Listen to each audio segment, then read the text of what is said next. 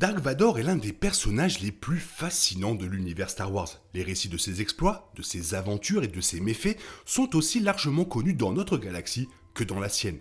Mais que serait Vador sans sa fidèle arme à ses côtés? Vous êtes sur Thérapie Geek, bonjour.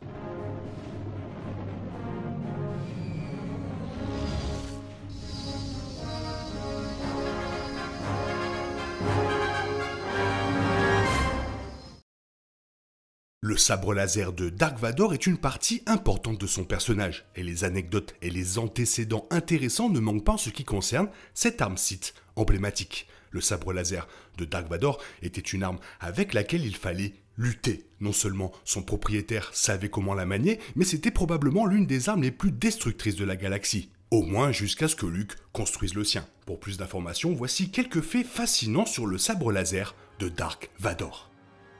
Mais avant de commencer, moi, jeune sensible à la force, je suis traqué sans cesse par Dark Vador et les Inquisiteurs. Et je vais pas vous mentir, c'est pas du tout un chemin tranquille. En tant que tel, voici, avec la participation de Saberform, mon sabre laser pour me défendre contre ses ennemis. Ce sabre est tout simplement à avoir pour un fan Star Wars. Il est représenté sous une échelle humaine avec plusieurs modes qui vous permettront de changer de couleur de sabre. Par exemple, mais aussi beaucoup plus. Merci à Saberform pour la collaboration, le lien est dans la description, en tout premier avec 10% de remise sur votre panier, alors que la force soit avec toi.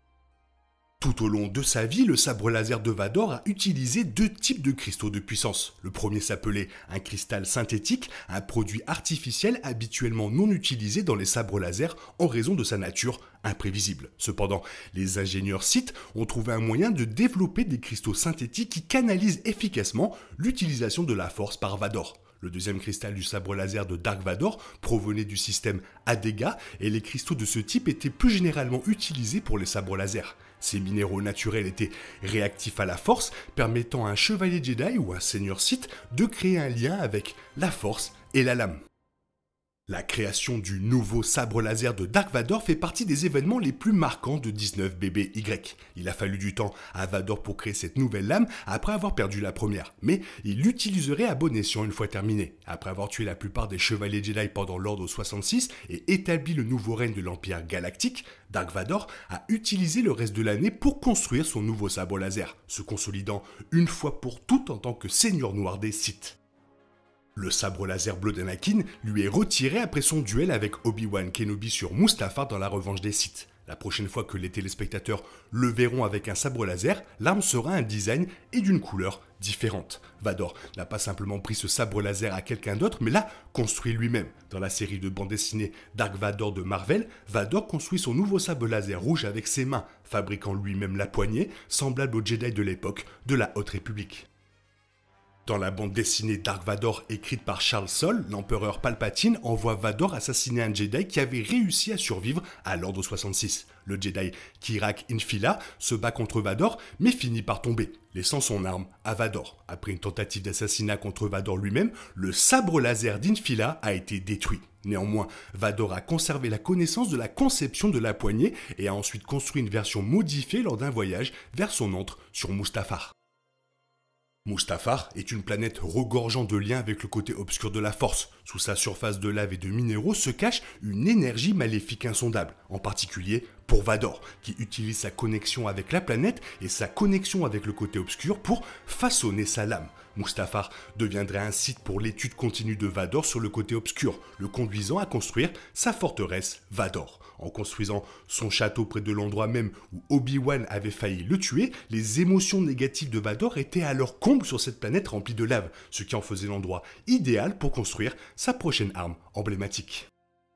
Fabriquer un sabre laser rouge, ce n'est pas trouver un cristal Kyber rouge. Pour rendre leur lame rouge, les seigneurs Sith doivent s'engager dans un processus connu sous le nom de saignement, qui consiste à déverser psychiquement des émotions négatives dans leurs cristaux Kyber jusqu'à ce que la couleur se transforme en un pourpre profond. Cependant, ce processus attire le côté lumineux de la force pour tester leur engagement envers l'obscurité, de sorte que Vador a été presque racheté avant l'histoire avec Luke. En fin de compte, Vador a rejeté la lumière et a embrassé l'obscurité, et une fois ce dernier rituel Sith terminé, sa nouvelle arme était prête pour son règne en tant que Sith. Dans la bande dessinée Dark Vador de Marvel, les lecteurs apprennent que Tarkin a reconnu le danger du sabre laser de Vador. Il commente à un moment donné qu'il remarque les mains de Vador planant fréquemment dessus. Tarkin était l'un des rares officiers impériaux à pouvoir tenir Vador en laisse étroite. Et pour cause, le haut fonctionnaire savait que, malgré toutes ses craintes à l'égard de la Force, Vador n'était rien de plus que le chien de poche de l'Empereur, qui attaquerait une fois qu'il avait plus de laisse. Tarkin gardait un œil attentif sur les Sith tout au long de leur interaction, sachant à quel point ils étaient vraiment dangereux. Dark Vador pourrait modifier la taille de la lame de son sabre laser pour une efficacité maximale au combat. Appartenant à une race connue sous le nom de sabre laser double phase, les dimensions de la lame de Vador pouvaient être modifiées selon les besoins. Bien que Vador ne profite jamais de cette capacité dans la trilogie originale, il est intéressant de noter que le Seigneur Sith n'utilisait pas tous les outils en sa possession pour combattre Luke Skywalker. Il se peut qu'il se soit retenu tout au long des 3 films de Star Wars originaux.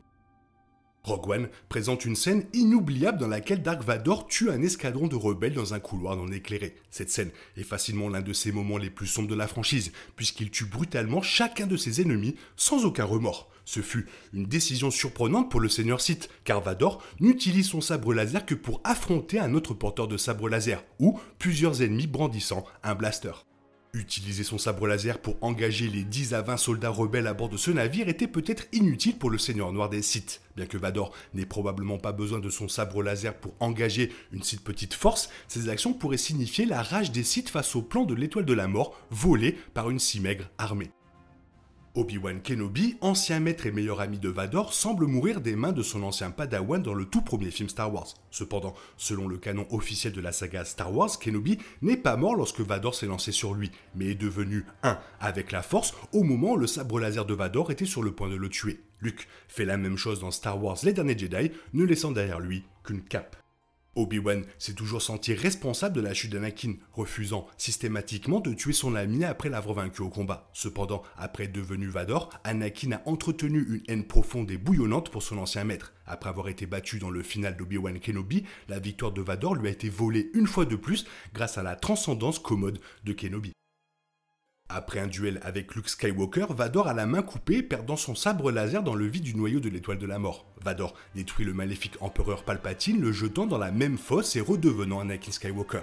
Vador meurt d'une mort noble, son sabre laser et son ancien maître étant détruits lors de l'explosion de l'étoile de la mort. Ce sabre laser est une métaphore de Vador lui-même, fabriqué à partir de pièces de Jedi, baigné de haine et utilisé comme outil à des fins maléfiques. Son voyage ressemble beaucoup à celui d'Anakin Skywalker. Il est donc tout à fait approprié que ce sabre laser se termine avec la mort de Dark Vador.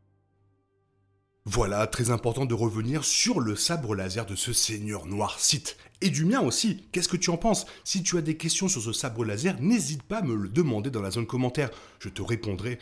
Bien sûr que je vais te répondre, attends, tu crois quoi? Sinon, il est temps pour toi de reprendre le cours normal de ta vie. On se retrouve bientôt pour une nouvelle vidéo. Bisous bisous, bye bye, et que la force soit avec toi.